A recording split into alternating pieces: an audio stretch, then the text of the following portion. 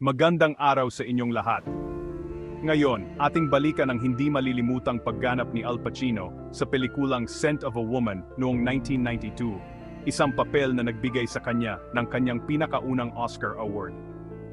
Hindi lamang hinangaan ng buong mundo ang pelikula, kundi ito rin ang nagbigay kay Pacino ng kanyang pinakaunang Oscar Award para sa kategoryang Best Actor. Ang Scent of a Woman ay tungkol sa kwento ni Charlie Sims, isang estudyante sa isang preparatory school na tumanggap ng trabaho bilang isang tagapag-alaga kay retired Lieutenant Colonel Frank Slade sa panahon ng Thanksgiving weekend para kumita ng pera. Ngunit hindi ito simpleng trabaho.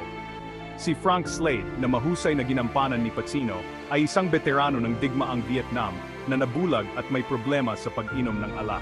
Magiging magulo ang lahat ng masaksihan ni na Charlie at ng kanyang kaibigan ang isang kalokohan na ginawa sa kanilang school director na si Mr. Trask. Dahil sa kagustuhang malaman kung sino ang may kagagawan nito, si Charlie ay napilitang magsalita at nanganganib na mawala ang kanyang rekomendasyon para sa Harvard University. Dito papasok si Frank Slade na isasama si Charlie sa isang hindi malilimutang biyahe sa New York habang ipinagtapat niya ang kanyang plano na wakasan ang kanyang buhay matapos niyang magawa ang mga huling bagay na gusto niya. Sa kanilang magulo na weekend, ang pakikipagtalo ni Frank sa kanyang milya at ang pakikipag-ugnayan niya sa mga estranghero ay nagpapakita ng kanyang mga pinagdadaanan at sakit na nararamdaman.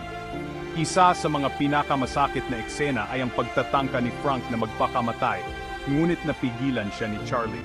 Dito makikita ang malalim na ugnayan na nabuo nila at ang kapangyarihan ng pagbabago. Pagbalik sa paaralan, ang kwento ay hahantong sa isang disciplinary hearing.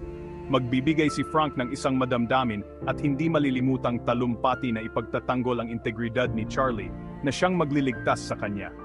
Ang eksenang ito lamang ay nagpapakita na ng husay sa pagganap ni Pacino na nag-iwan ng marka sa mga manonood at sa mundo ng pelikula. Ang paggawa ng Scent of a Woman ay isang malaking proyekto.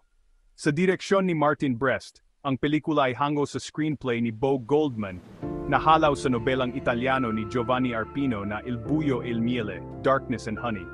Kinunan ang pelikula sa iba't ibang lugar sa New York, kabilang ang Princeton University at Waldorf Astoria Hotel. Ipinalabas noong December 23, 1992, ang pelikula ay hindi gaanong tinangkilik noong una, ngunit kalaunan ay sumikat at kumita ng mahigit $134 million sa buong mundo. Pinuri ng mga kritiko ang pagganap ni Pacino bilang Frank Slade, bagamat may ilan na nagsabing medyo mabagal ang takbo ng pelikula. Gayunpaman, nakakuha ito ng kahanga-hangang 85% approval rating sa Rotten Tomatoes. Ang musika ng pelikula na ginawa ni Thomas Newman ay isa ring dapat banggitin, kasama na ang hindi malilimutang tango na Por Una Cabeza. Ang musika ay nagbigay ng lalim sa emosyon ng pelikula at nagdagdag ng kulay sa kwento. Hindi lamang nagwagi si Pacino ng kanyang unang Oscar para sa Scent of a Woman, nakatanggap din ito ng 3 Golden Globe Awards, kabilang ang Best Screenplay, Best Actor, at Best Motion Picture Drama. Bilang patunay sa hindi matatawarang talento ni Pacino, ang pelikula ay naging isang klasiko na patuloy na hinahangaan hanggang ngayon. Kung nagustuhan ninyo ang pagbabalik tanaw natin sa Oscar-winning film ni Al Pacino, huwag kalimutang mag-like at mag-subscribe sa aming channel para hindi kayo mawala ng mga bagong video tungkol sa mga klasiko na pelikula. Salamat sa panonood!